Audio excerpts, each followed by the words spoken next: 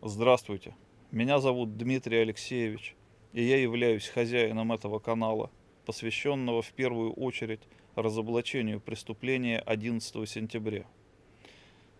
Я объясняю механизм ядерного сноса Всемирного торгового центра и некоторые другие малоизвестные подробности преступления 11 сентября. Если у кого-либо есть желание пригласить меня на интервью или записать совместную беседу, задать мне вопросы в прямом эфире, будь то по теме ядерного сноса Всемирного торгового центра или по любой другой интересующей вас теме, которой я владею, вы всегда можете сделать это.